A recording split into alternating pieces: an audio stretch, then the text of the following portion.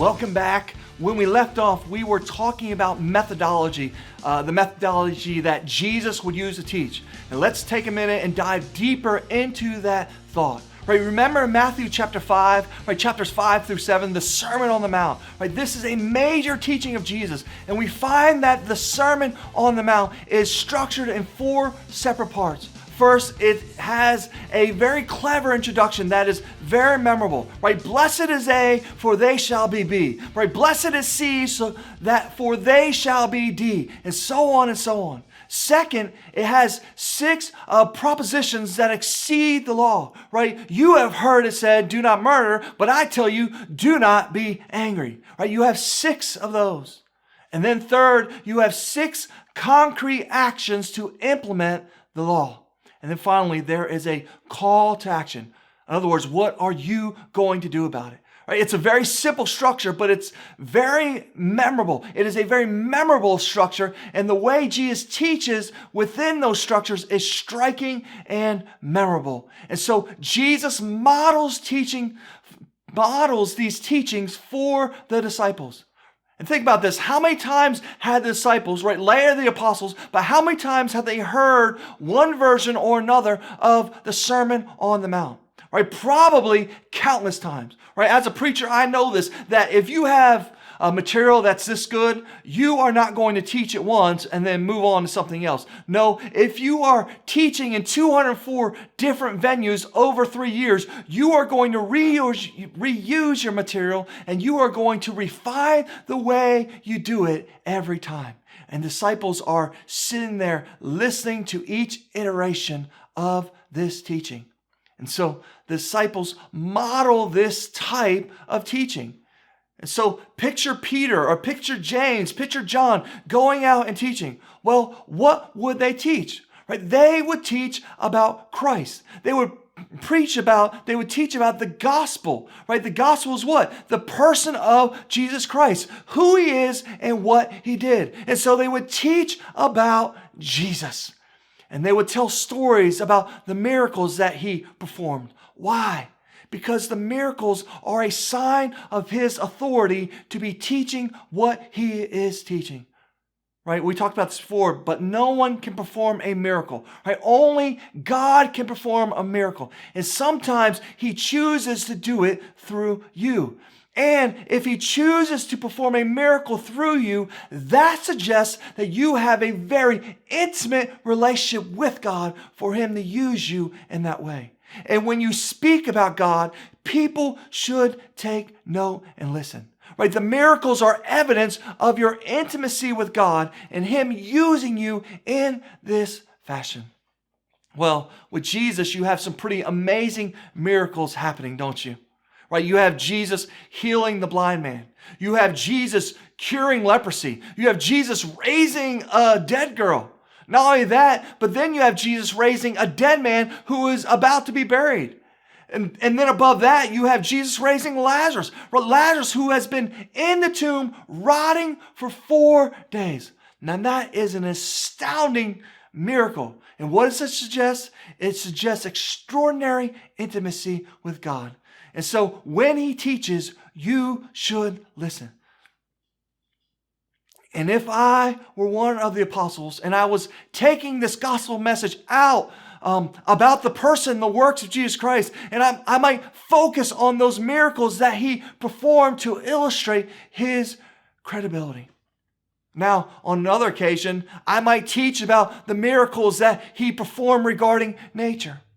Right? I might say something like, one time, I'll never forget it. We were outside the Sea of Galilee and there were 5,000 men in the audience, right? And they were all with their families, right? We had 15,000 people sitting there and Jesus taught and the people, man, they were hanging on every word. And as the day grew longer, all of a sudden people started getting hungry. And I remember going up to Jesus and saying, Jesus, you should send them home, right? They're getting hungry. And Jesus said, well, you feed them. And I thought, me feed them? I can't feed 15,000 people. And so I asked, right? And then he asked me, he said, well, what do you have? He said, well, we do have a few loaves and some fish that we got from a little boy. He said, okay, we'll start with that. Man, and let me tell you, you won't believe what happened. all 15,000 of those people, man, they got as much as they wanted to eat. So much, and we even had leftovers. And then I remember on another occasion, we were out on the Sea of Galilee, and this big storm swept in from the east, right? And the wind hit the Sea of Galilee, and it turned it upside down. Let me tell you, I have been a professional fisherman on that lake my entire life, and I knew that we were in big trouble. I knew this boat we're on was getting ready to sink. And so I went to Jesus. He was asleep at the bottom of the boat, and I woke him up and I said, Jesus, there's this terrible storm. And I remember it like it was yesterday. And Jesus just looked at that wind, he looked at those waves, and he said, stop it. And at that instant, man, the wind stopped and the sea calmed down. Man, and let me tell you, we were dumbfounded. Right? And if I was in, I might go on and I'd tell stories, other stories just like that, about the miracles of nature. Or, think about this, I might tell stories about his relationship with people. I might say something like, the funny thing about Jesus, right? We were with him for 3 years and we traveled on the roads of Galilee and we listened to him teach and preach and we watched him heal people. And let me tell you, he was not a pious character in the least, right? He didn't walk with 3 feet off the ground, right? He never got his feet dirty. No, not at all. Man, Jesus was just like us. And Jesus, let me tell you, Jesus even liked to party. Right? Let me tell you, in 3 years, I never saw him turn down a dinner invitation. He would always go, right? Even if he knew he was invited in order to humiliate him, he would still go. I couldn't believe it. Right? I remember this one time, we went to the home of this man named Simon. And let me tell you, Simon, he was a leading Pharisee in Galilee. And it was a very nice dinner, but let me tell you, it was a total setup. Right? They were there just to try to humiliate Jesus. Right? And they brought him into Simon's home just to embarrass him. Well, I remember we got to the home, we knocked on the door, and no one came to meet us. Right? The door just opened up. And so we walked in, and there was no one there. There was no one there to greet us. And there was no one there to wash our feet. We didn't have anything to wash our feet with. Right? And we didn't want to attract dirt into someone's house, but there was no one there. Man, talk about rude. Right? And then we found, right, the whole crowd, they were already seated at the table. And the seat of least honor was set aside for Jesus. Now, I was offended, but Jesus, man, he just went and sat right down anyhow. Right? And they were set out, let me tell you, just to humiliate him for sure. But Jesus turned the tables on him. And I remember, man, he said to Simon, he said, I came to your house and there was no one there to greet me.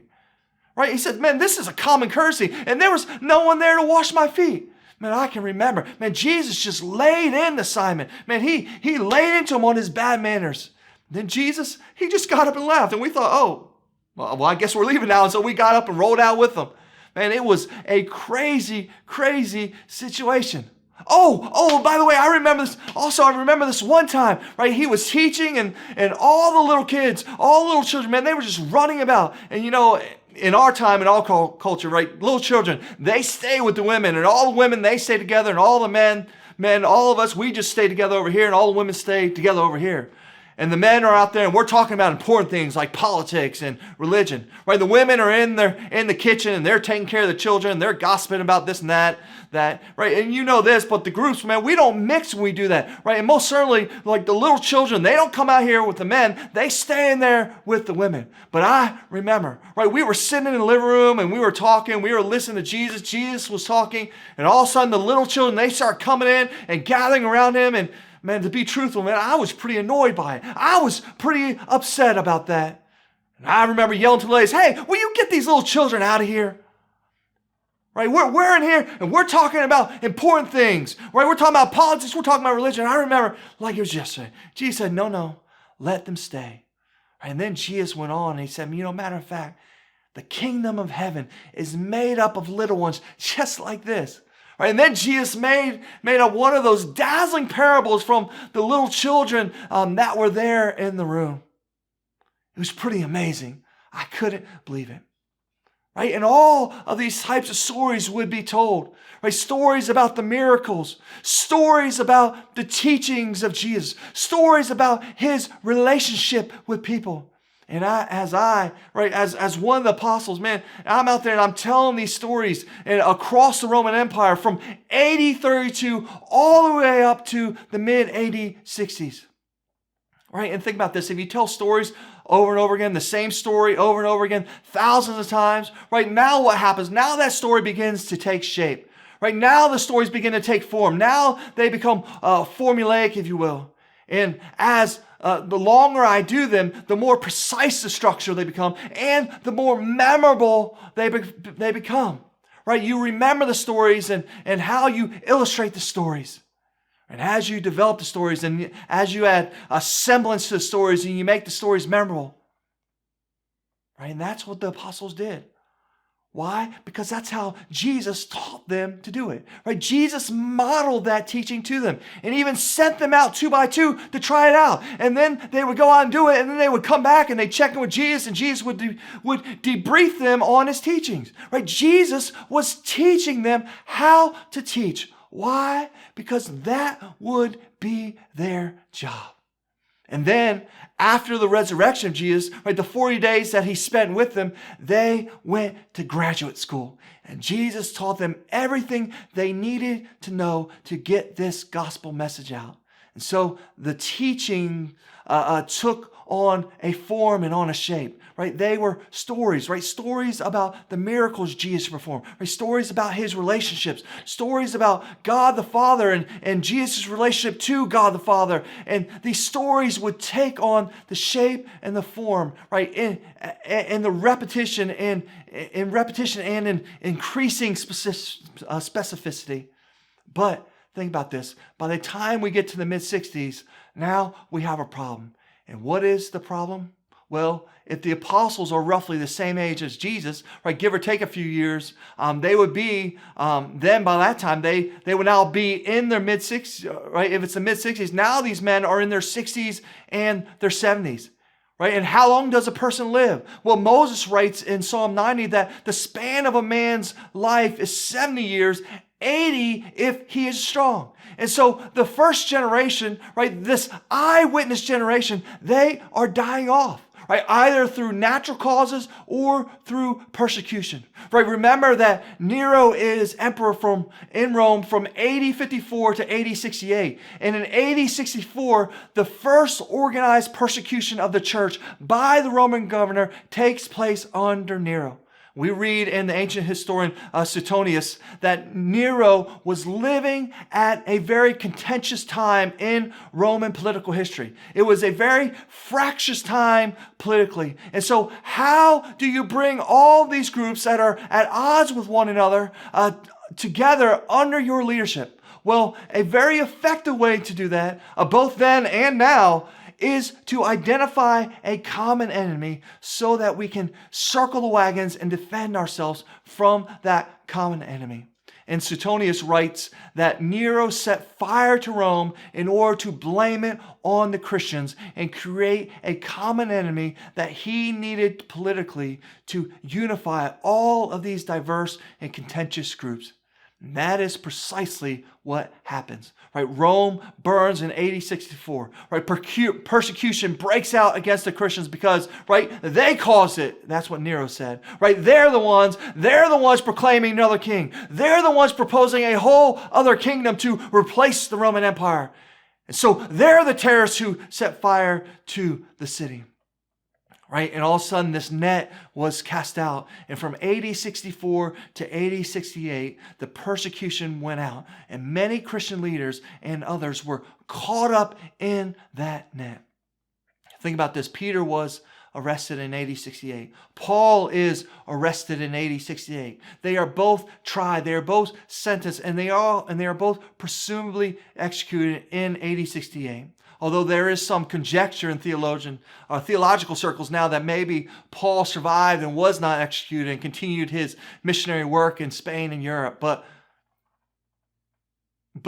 we do have this time period, right? The mid-60s with this first generation, right? The eyewitnesses, the ones who heard Jesus teach, the apostles being the core, but there were certainly other followers of Jesus as well. And they are all dying off, right? Either from natural causes or from persecution. And so at some point, someone said, we better write these stories down, right? Because if we don't, they are going to be lost. Because soon everybody will be gone, and then 2 or 3 generations will go by, and all these stories will simply disappear. And so what happens? They set out to write the Gospels. Hi everyone, thanks for tuning in. Because of the length of this teaching, we have divided it up into parts. But don't worry, you can catch the next part by clicking on the link on the end screen or clicking on the link in the description below. But before we go, don't forget to subscribe if you haven't yet and show us some love by clicking on the like button. God bless, and we will see you in the next part of our teaching.